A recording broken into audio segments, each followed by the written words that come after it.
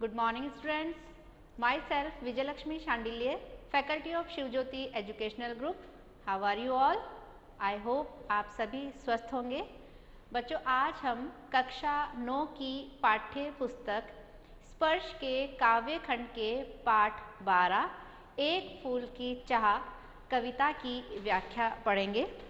बच्चों, इस पाठ के रचयिता हैं सियाराम शरण गुप्त. सियाराम शरण गुप्त जी ने इस कविता में भारतीय समाज की एक गंभीर समस्या छुआछूत की समस्या का एक अत्यंत ही मार्मिक ढंग से चित्रण किया है. सियाराम शरण गुप्त का जन्म झांसी के निकट चिरगांव में सन 1895 में हुआ था. सियाराम शरण गुप्त जी की प्रमुख कृतियां हैं मौर्य विजन, आद्रा, पाथेय, मृण्मय, उन्मुक्त, आत्मोत्सर्ग, दुर्वादल और नकुल. बच्चों, एक फूल की चाह कविता गुप्त जी की एक लंबी एवं प्रसिद्ध कविता है. प्रस्तुत पाठ इसी कविता का एक अंश मात्र है. पूरी कविता छुआछूत की समस्या पर केंद्रित है. एक मरणासन अछूत कन्या के मन की यह चाह होती है कि देवी के चरणों में अर्पित किया हुआ फूल लाकर कोई उसे दे दे. कन्या के पिता बेटी की मनोकामना पूरी करने का बीड़ा उठाते हैं.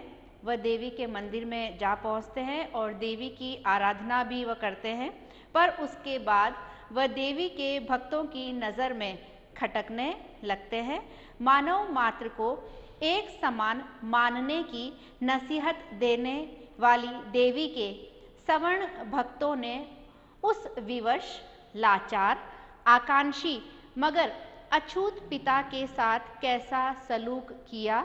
क्या वह अपनी बेटी को फूल लाकर दे सका?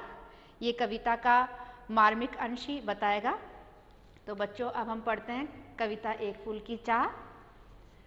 उद्वेलित कर अश्रु राशियां, हृदय चिताएं धधका कर, महामारी प्रचंड हो फैल रही थी इधर उधर.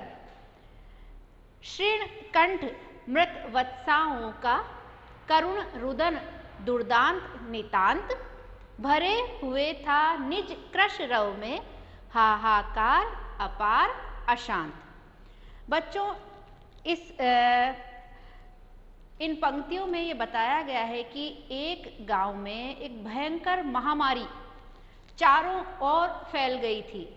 एक गांव है जहां एक भयंकर महामारी चारों ओर फैल गई थी. प्रचंड यानी भयंकर, महामारी यानी कि बड़े स्तर पर फैलने वाली एक बीमारी जिसकी कोई दवा नहीं होती. जैसे वर्तमान समय में कोरोना नामक महामारी जो फैल रही है, उसी तरह ये जो महामारी थी बड़े स्तर पर पूरे गांव में फैल गई थी और इसका कोई इलाज नहीं था.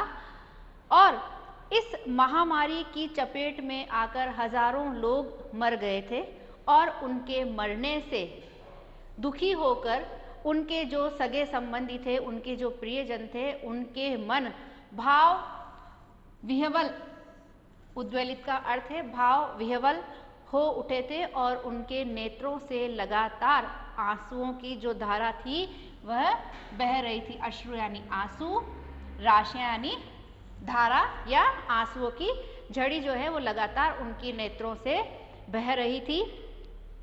शीर्ण कंठ, शीर्ण कंठ का अर्थ है शीर्ण यानी कमजोर, कंठ यानी गला.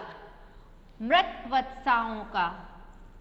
वत्साओं का अर्थ है वह माँ जिनके बच्चे इस महामारी की चपेट में आकर मर गए थे.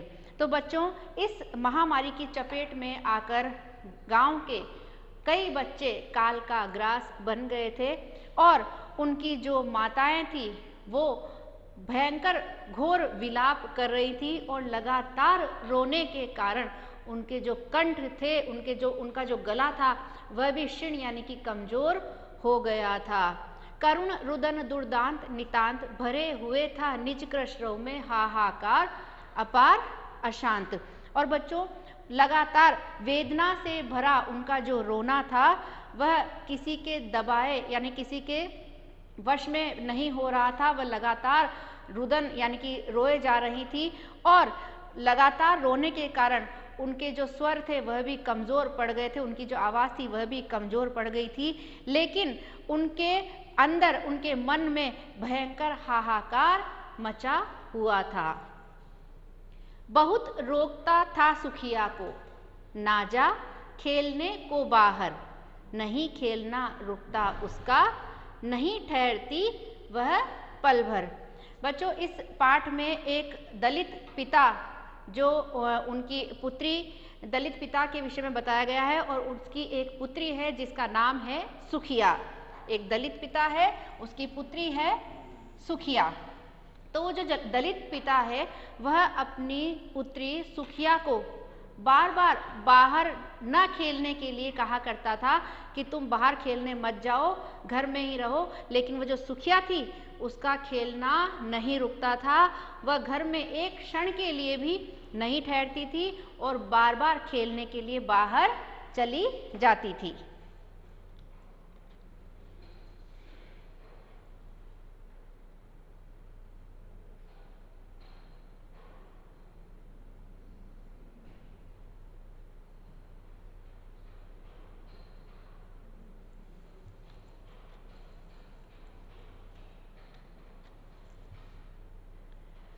बाहर खेलने के लिए वह चली जाती थी। मेरा हृदय कांप उठता था, बाहर गई निहार उसे, यही मानता था कि बचा लूं किसी भांति इस बार उसे। और जो सुखिया के पिता थे वह जब उनकी पुत्री बाहर खेलने के लिए जाया करती थी तो उनका जो हृदय है, उनका जो मन है वो डर से कांप उठता था। वो बहुत डर जाते थे और वह बार बार निहारना यानी देखना, और वह बार बार बाहर खेलती हुई अपनी पुत्री को देखा करते थे और मन ही मन वह यही विचार किया करते थे, मन ही मन वह यही सोचा करता था कि किसी ना किसी तरीके से इस बार मैं अपनी पुत्री को इस बीमारी से बचा लूं। भीतर जो डर रहा छिपाए, हाय वही बाहर आया। एक दिवस सुखिया के तनु को ताप तप्त मैंने पाया, ज्वर में विह्वल हो बोली वह, क्या जानूं किस डर से डर, मुझको देवी के प्रसाद का एक फूल ही दो लाकर। बच्चों, जो सुखिया के पिता के मन में जो डर था ना कि कहीं गांव में जो महामारी फैल रही है, कहीं मेरी पुत्री उस महामारी की चपेट में ना आ जाए, तो जो डर उसके मन में छुपा हुआ था कि कहीं मेरी बेटी को ये रोग ना हो जाए, आज वही डर उसके सामने बाहर उसके सामने आ गया था। और एक दिवस यानी एक दिन उन्होंने देखा कि उनकी पुत्री सुखिया का तनु यानी शरीर जो है वो ताप तप्त यानी ज्वर से तप रहा था। एक दिन उन्होंने देखा कि उनकी पुत्री सुखिया का जो शरीर है वो ज्वर यानी बुखार से तप रहा था और ज्वर में विह्वल हो बोली वह, और ज्वर में वह बहुत बुखार से पीड़ित होकर बिल्कुल निढाल हो गई थी और वह अपने पिता से बोलती है कि पता ना जाने कौन सा उसके मन में भी एक डर था और उसी डर के कारण वह अपने पिता से देवी के चरणों का एक फूल प्रसाद के रूप में लाने के लिए अपने पिता को कहती है। क्रमशः कंठ क्षीण हो आया, शिथिल हुए अवयव सारे, बैठा था नव नव उपाय की, चिंता में मैं मन मारे, जान सका ना प्रभात सजग से, हुई अलस कब दोपहरी, स्वर्ण घनों में कब रवि डूबा, कब आई संध्या गहरी।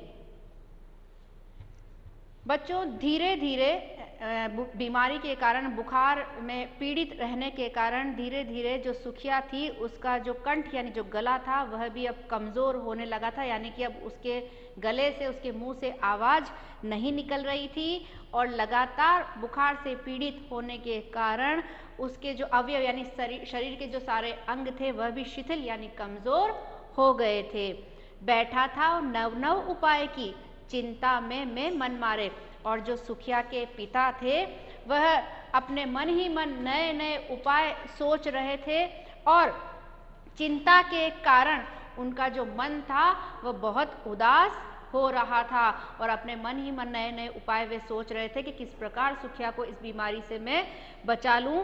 और इसी निराशा में उन्हें ये भी पता नहीं चल रहा था कि कब प्रभात यानी सुबह, कि कब तो सुबह हो रही थी, कब अलस यानी आलस से भरी हुई दोपहर हो रही थी और कब स्वर्ण घनों यानी कि सोने के समान घने बादलों में रवि छुप रहा था और कब संध्या आ रही थी इसका उन्हें बिल्कुल भी आभास नहीं हो रहा था।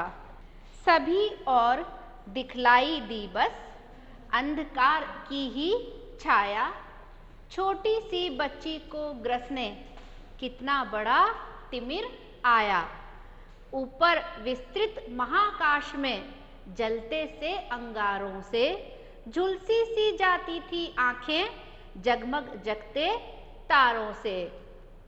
बच्चों, सुखिया के पिता के मन में घोर निराशा छा गई थी और इस निराशा के कारण वो जहाँ कहीं भी उनकी नज़र पड़ रही थी उन्हें अंधकार ही नज़र आ रहा था।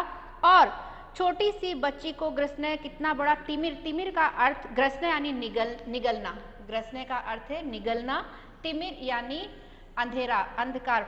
और वह अपने मन ही मन में ये सोचते हैं कि मेरी इतनी छोटी सी नन्ही सी बच्ची को अपने वश में करने के लिए, उसको निगलने के लिए कितना बड़ा अंधकार आ गया है। ऊपर विस्तृत महाकाश में, विस्तृत यानी खुले, और वह जब ऊपर खुले आकाश में जब उनकी दृष्टि जाती थी तो जो रात्रि के समय तारे जो चमकते हैं, जो हमारे मन को और हमारी आंखों को बहुत सुकून देते हैं, लेकिन आज वो इतने चिंतित थे कि खुले आकाश में उनको जो तारे थे वह भी जलते हुए अंगारों के समान नजर आ रहे थे। और आज उनकी आंखें उन तारों से उनको, उनकी आंखों को, उनके नेत्रों को सुकून नहीं मिल रहा था, बल्कि उन तारों की जगमगाहट से उनकी आंखें जैसे झुलस रही थी। देख रहा था जो सुस्थिर हो, नहीं बैठती थी क्षण भर, हाय वही चुपचाप पड़ी थी अटल शांति सी धारण कर। सुनना वही चाहता था मैं, स्वयं उसे स्वयं ही उकसाकर, मुझको देवी के प्रसाद का एक फूल ही दो लाकर। बच्चों, कवि कह रहे हैं कि सुखिया के पिता ये देखकर बहुत चिंतित हो रहे थे कि जो सुखिया एक क्षण के लिए भी, एक पल के लिए भी सुस्थिर यानी चुपचाप नहीं बैठती थी, वो घड़ी घड़ी बाहर खेलने के लिए चली जाती थी, इधर उधर भागती दौड़ती रहती थी, लेकिन आज वही उनकी पुत्री सुखिया जो है वह चुपचाप बिस्तर पर लेटी हुई थी। और उसको लेटा हुआ देखकर ऐसा लग रहा था कि वह स्वयं ये चाहते थे कि जब उसने अपने पिता से देवी के चरणों का फूल मांगा था ना, लेकिन ये जानते हुए कि देवी के चरणों का फूल लाना उनके लिए बहुत मुश्किल कार्य है, लेकिन ना जाने क्यों आज उनका मन स्वयं ही सुखिया को प्रेरित करने का कर रहा था कि वह उठे और उनसे फिर बोले कि मुझे देवी के चरणों का एक फूल लाकर दे दो। ऊंचे शैल शिखर के ऊपर मंदिर था विस्तीर्ण विशाल, स्वर्ण कलश सरसीज विहसित थे, पाकर समुदित रविकर जाल। धूप दीप से आमोदित था मंदिर का आंगन सारा, गूंज रही थी भीतर बाहर मुखरित उत्सव की धारा। अब बच्चों, इसमें मंदिर के विषय में बताया गया है कि मंदिर कहाँ स्थित था और किस प्रकार का मंदिर था। तो कवि कहते हैं कि एक ऊंचे पर्वत की चोटी पर एक बहुत विशाल मंदिर था, जो बहुत ही ऊंची पर्वत की ऊंची चोटी पर था, और उस मंदिर के ऊपर एक स्वर्ण कलश यानी सोने का एक कलश लगा हुआ था। वह सोने का जो कलश के ऊपर जब रवि करजाल यानी कि सूर्य की किरणों का प्रकाश जब उस स्वर्ण कलश के ऊपर गिर रहा था तो वह स्वर्ण कलश तालाब में खिले हुए कमल के भांति उनको प्रतीत हो रहा था। धूप दीप से आमोदित था मंदिर का आंगन सारा, और जो मंदिर का पूरा जो प्रांगण था, मंदिर का जो आंगन था, वो धूप और दीप की खुशबू से पूरा भरा हुआ था। और मंदिर के भीतर और बाहर भक्तों के गायन का जो स्वर है, खुशी से भरकर, खुशी से सरोबार होकर वो जो देवी का गुणगान का जो गान कर रहे थे, उसकी स्वर लहरी वहाँ पर गूंज रही थी। भक्त वृंद मधुर कंठ से गाते थे भक्ति मुदमय, पतित तारिणी पाप हारिणी माता तेरी जय जय जय, पतित तारिणी तेरी जय जय। मेरे मुख से भी निकला बिना बड़े ही मैं आगे को, जाने किस बल से ढिकला। बच्चों, जब सुखिया के पिता मंदिर में पहुंचे तो वो देखते हैं कि वहाँ पर भक्तों का जो समूह है, जो झुंड है, वो बहुत ही मधुर मीठे स्वर में भक्ति से परिपूर्ण होकर देवी का गुणगान कर रहे थे। वे सभी ये देवी का जो भजन है वो गा रहे थे कि पतित तारिणी यानी कि पतितों का उद्धार करने वाली, पाप हारिणी यानी कि पापों का हरण करने वाली, पापों का नाश करने वाली माता तेरी जय हो। और अनायास ही सुखिया के पिता के मुंह से भी देवी के गुणगान का जो ये भजन था वो निकल जाता है, और वह आगे नहीं बढ़ना चाहता था, लेकिन जाने कहाँ से ढिकला यानी कि पीछे से धकेलना। धक्का, जैसे पीछे से हमें कोई धक्का देता है ना, भीड़ में जब हम होते हैं तो ऐसा लगता है कि पीछे से किसी ने हमें धकेला हो, तो अनायास ही ना चाहते हुए भी पीछे से उनको एक धक्का लगता है और वो आगे बढ़ जाते हैं। बच्चों, आगे का पाठ हम नेक्स्ट वीडियो में पढ़ेंगे। तब तक आप कविता का एक बार पुनः अर्थ घर पे करके देखें। मिलते हैं हम अगली क्लास में। घर पे रहें, सुरक्षित रहें। धन्यवाद।